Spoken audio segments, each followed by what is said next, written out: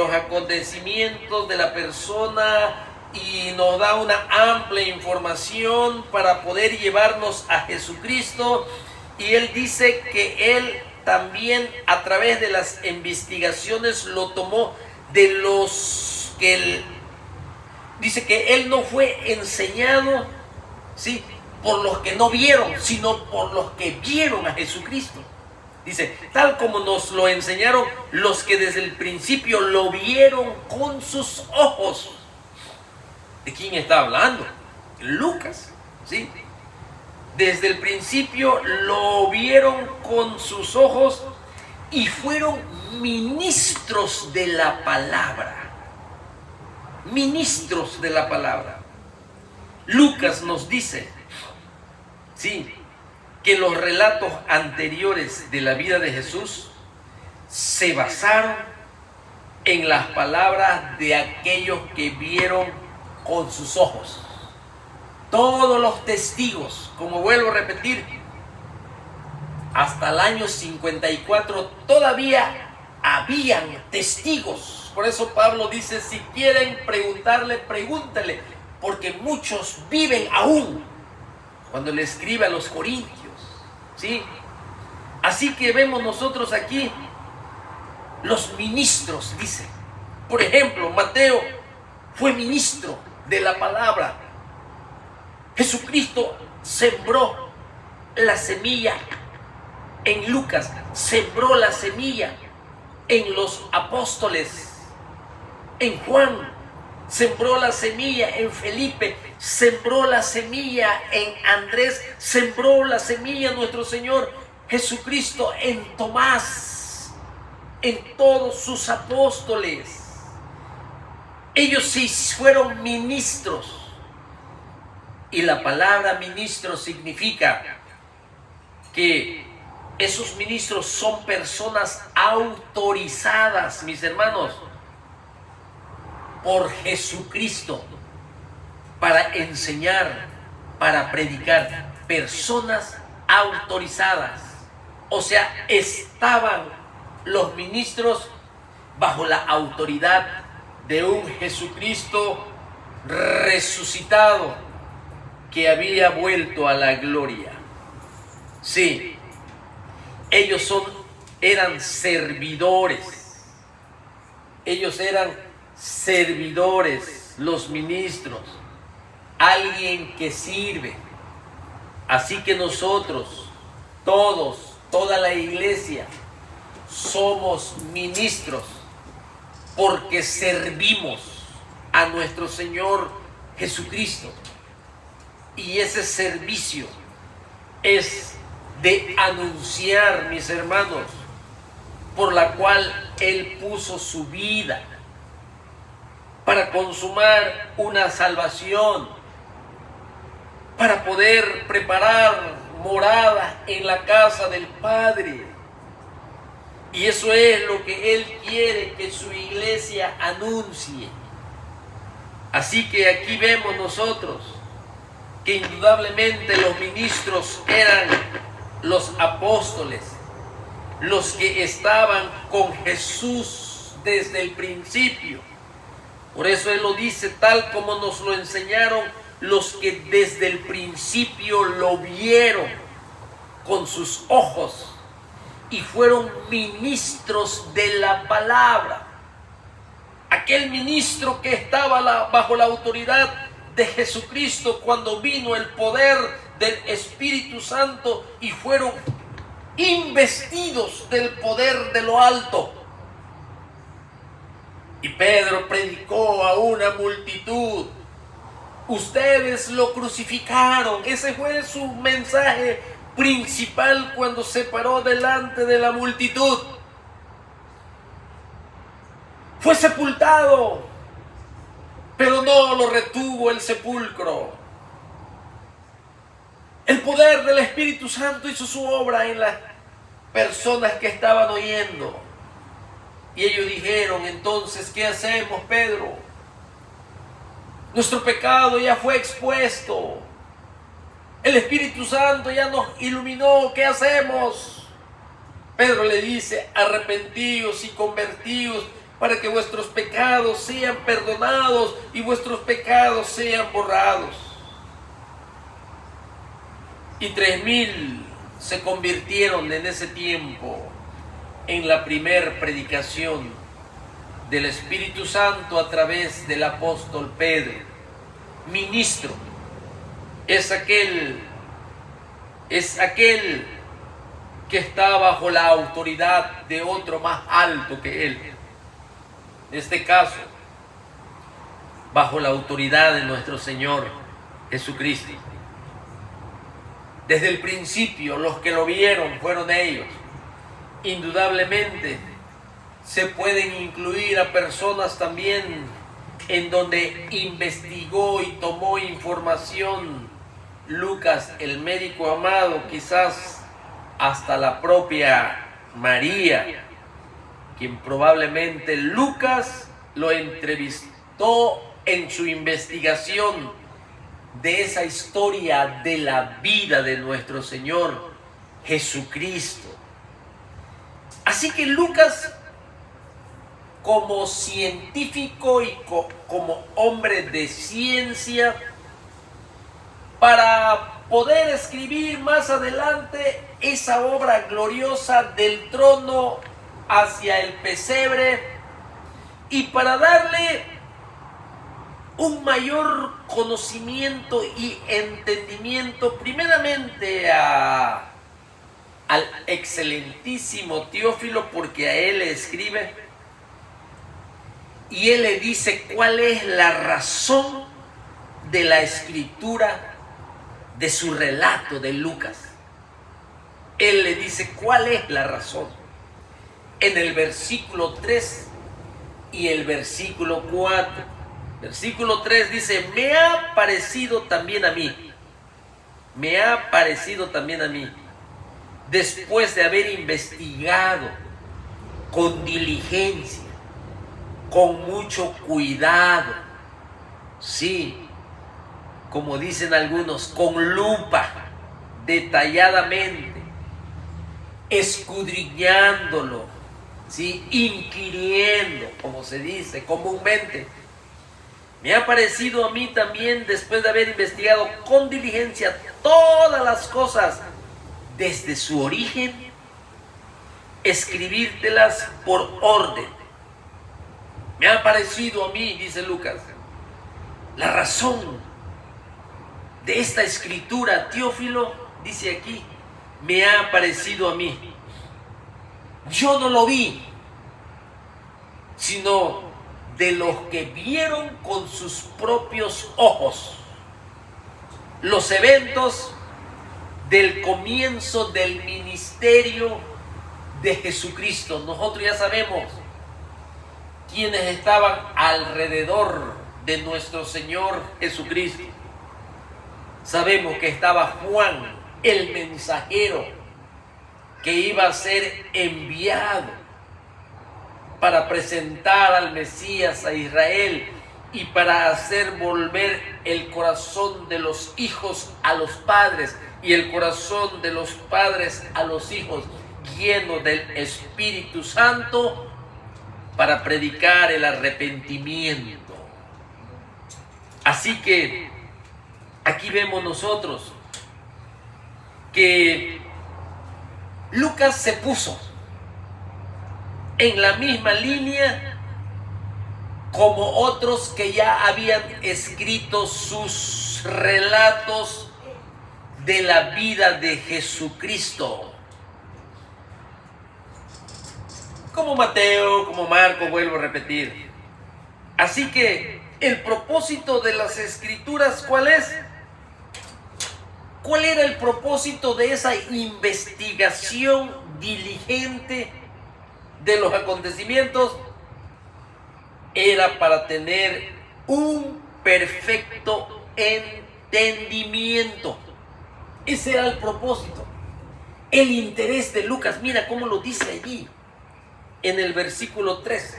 Me ha parecido también a mí, después de haber investigado con diligencia todas las cosas desde su origen, escribírtelas por orden, oh excelentísimo Teófilo, Y cuando dice para, ¿cuál es el propósito entonces de la escritura, del relato, del orden, de las investigaciones, de las diligentemente que hizo Lucas? Es para que conozcas bien la verdad. Es para un perfecto entendimiento de los acontecimientos. Sí, Lucas, mi hermano, un buen maestro de investigación, diligente y cuidadoso. Yo creo que ese debe de ser la postura de todos nosotros, que estemos preocupados en que los oyentes, mis hermanos, puedan entender las escrituras sobre la persona de nuestro Señor Jesucristo. Escribirla por orden, Él dice, en orden. Sí, que haya un orden de los eventos. Así cuando estudiamos panorámicamente las escrituras, lo tenemos que estudiar en orden.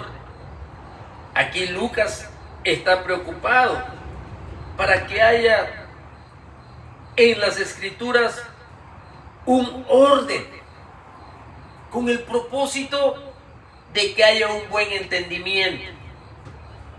Por eso a veces no es muy recomendable que tú leas una porción de Génesis y otra porción quizás de Esdras, y luego te vas para Gálatas, y luego te vuelves a Levítico, y luego te metes allá en los Jueces, y luego te sales de allí, te vas al periodo exílico,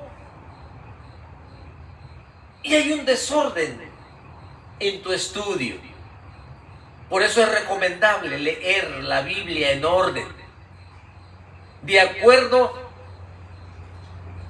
a todo lo que es la historia del Antiguo Testamento y sus periodos, mis hermanos, para que tú, cuando abras las Escrituras, tengas ese perfecto entendimiento del desarrollo del plan del Señor. Es importante. Claro que en tu devocional va a ser diferente la cosa. Tu estudio es diferente. Pero yo creo que debes de tener un buen hábito de leer en orden las Escrituras. Y es muy bueno eso. Por eso es muy apreciado los mensajes expositivos de los predicadores. De una forma expositiva. Y que tomemos nosotros la palabra de Dios libro por libro, porque tienen unidad los libros. Hay un hilo de pensamiento, es un solo plan, el establecimiento del reino universal de Dios. No podemos interpretar aisladamente los libros. No podemos interpretar aisladamente un solo versículo. No se puede. Y si lo haces, vas a errar, porque vas a torcer la enseñanza. Es lo que dice Pedro, que los indoctos la tuercen para su propia perdición. De ahí salen las herejías. Y aquí vemos a un buen maestro de investigación, diligente y cuidadoso, Lucas, el médico amado, preocupado por un perfecto entendimiento para aquel que ya había sido instruido en las cosas de nuestro Señor Jesucristo, pero el excelentísimo Teófilo todavía no tenía muy bien en orden los acontecimientos sobre la persona de nuestro Señor Jesucristo. Quizás el excelentísimo Teófilo ni siquiera conocía al papá de Juan el Bautista, de Zacarías. no conocía de estos acontecimientos que él está escribiendo aquí. Es por eso que nosotros estudiamos las escrituras de esa forma. Cuando leemos Génesis, la entrada del pecado, o antes de la entrada del pecado, lo leemos en orden y observamos el trato de Dios hacia el hombre. Vemos cómo el Señor Creador trata al primer hombre en el huerto del Edén. Y vemos cómo se desarrolla esa comunión y ese compañerismo, y cómo el Dios de gloria ministra al hombre la economía de Dios sobre este tiempo en que no había pecado, tiempo de la inocencia. Que es muy diferente el trato de Dios cuando el hombre entra en pecado. Y seguimos ese orden de la economía de Dios, de la administración de Dios hacia el hombre, desde Génesis y desde que entra el pecado, y cómo el hombre es consciente de su pecado, y el hombre se rebela y apostata y se aleja del Señor, hasta que el Señor da fin a esas generaciones de ese tiempo en que el hombre era consciente, y viene un diluvio universal. Así leemos las escrituras, como el Señor en cada tiempo, que muchos no les gusta oír, en cada dispensación. Es que ahí está en las escrituras. Son extraídas esos tiempos en que no había pecado entre Dios y los hombres. Ahí está en las escrituras. Solo que nosotros, para un buen entendimiento, lo tomamos como una dispensación, como una economía, como un trato de Dios y el hombre. Y en ese orden seguimos estudiando las escrituras, cómo Dios trató cuando entró el pecado, y cómo Dios finaliza con esas generaciones. Y vemos cómo hay otro nuevo comienzo. Y Noé y sus hijos, Sem, Cam y Jafet. Y ahí vamos siguiendo esa historia. Otra economía más, que ahí está en las escrituras.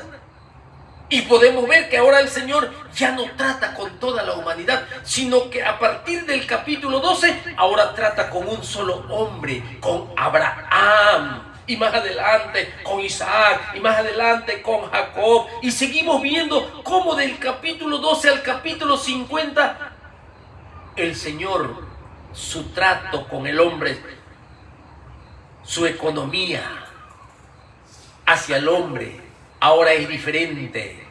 Ahora hay promesa sobre Abraham. Ahí está en las escrituras. Una economía, una dispensación. Yo no sé por qué muchos se enferman mentalmente con esta palabra. Si ahí está en las escrituras. Se enfurecen por los dispensacionalistas. Pero si aquí está en las escrituras el trato del Señor hacia los hombres, diferentes tratos le da a todas las generaciones. Pero venimos en ese orden.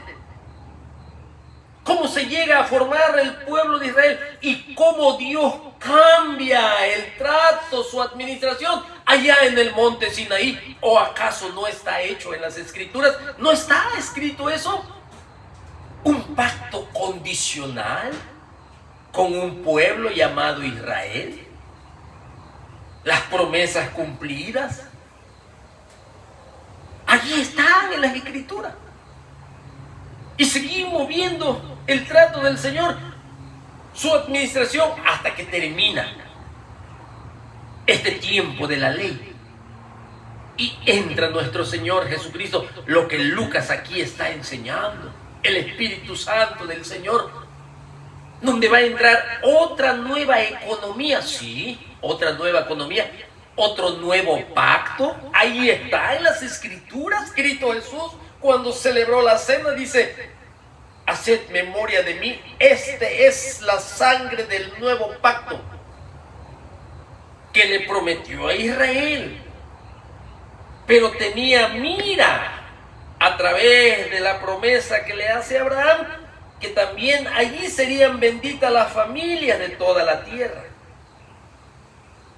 Pero ahí hay un nuevo trato diferente, un pacto incondicional, el nuevo pacto de Dios y los hombres. Y sigue la historia y vemos que el Señor comienza a tratar solamente con los de la circuncisión cuando se predicó por mucho tiempo el Evangelio allí en Jerusalén. Sí, aunque la orden era de ir y predicar en Jerusalén, en toda Judea, en Samaria, hasta el último de la tierra, y ellos estaban interesados en la restauración del reino, el Señor les dijo, no toca ese tiempo todavía conocer a ustedes.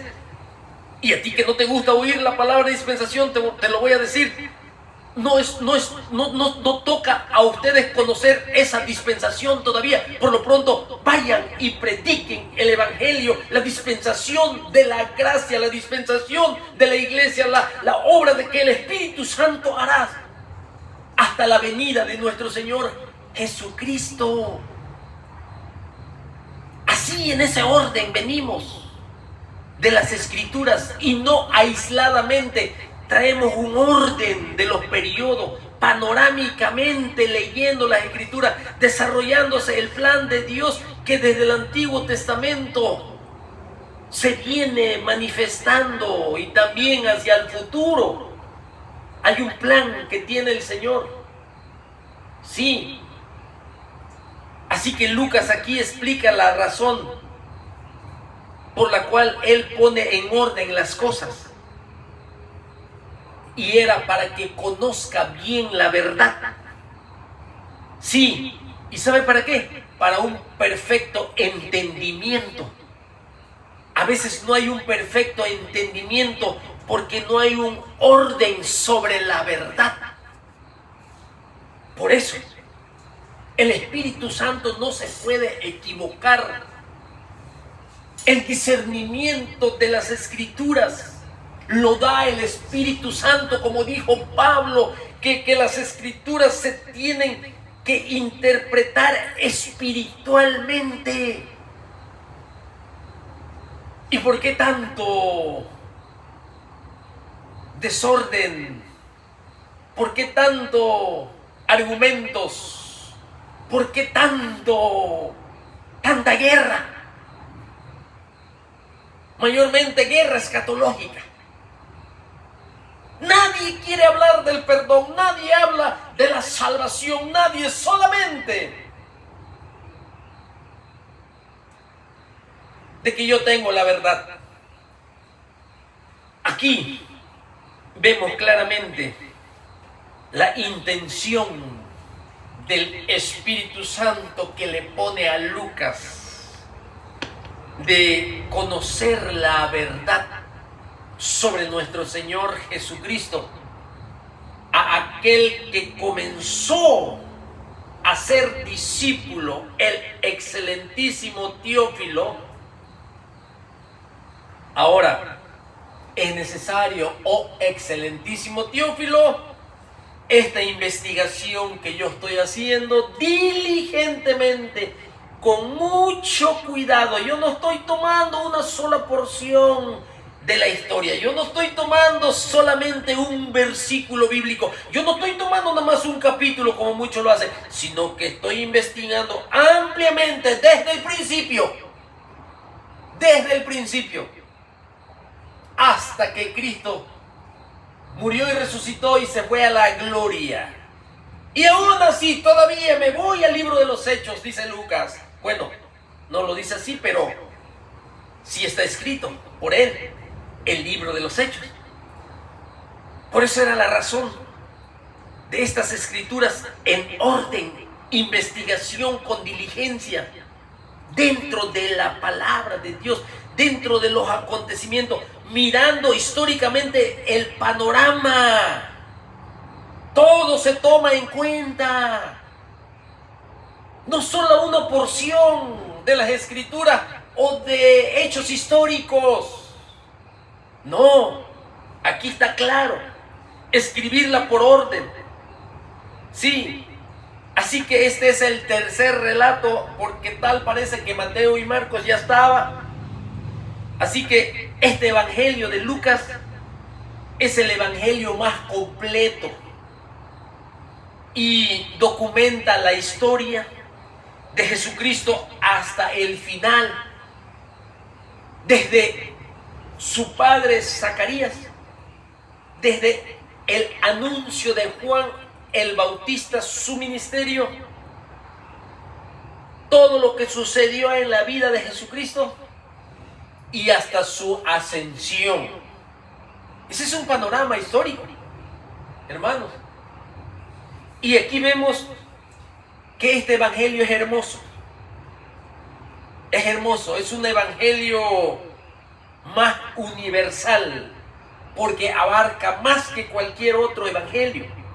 Sí, habla mucho de los gentiles, que es importante, que tú ya lo puedes ver en el Antiguo Testamento, que el Señor estaba interesado también en los gentiles.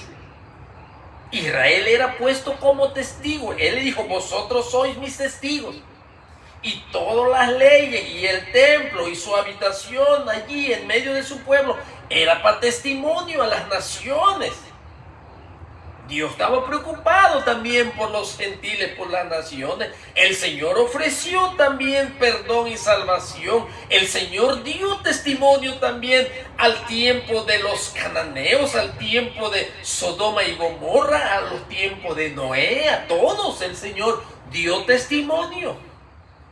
No hay excusa, porque el Señor para eso tiene a su pueblo en la tierra. Lo mismo en estos tiempos, la iglesia para eso está, para anunciar el evangelio de Jesucristo, la salvación y el perdón de pecado que procede de la cruz del Calvario. Si hablamos del Antiguo Testamento, tenemos que hablar de la cruz del Calvario. Si hablamos de los libros del Antiguo Testamento, tenemos que hablar de las profecías donde Cristo Jesús se iba a levantar de los muertos. Tenemos que hablar del Cristo Jesús, es cristocéntrico. Si hablamos de escatología, tenemos que hablar de la obra maravillosa y poderosa de nuestro Señor Jesucristo. Tenemos que hacerlo. Importante, mis hermanos. El Evangelio de Lucas, mis hermanos, es el que más también nos revela las actividades de las mujeres, de los niños y de los marginados sociales. Es precioso este evangelio, sí. Es el que nos habla más de la oración. Y Lucas es el que tiene 7 referencias diferentes a nuestro Señor Jesucristo orando.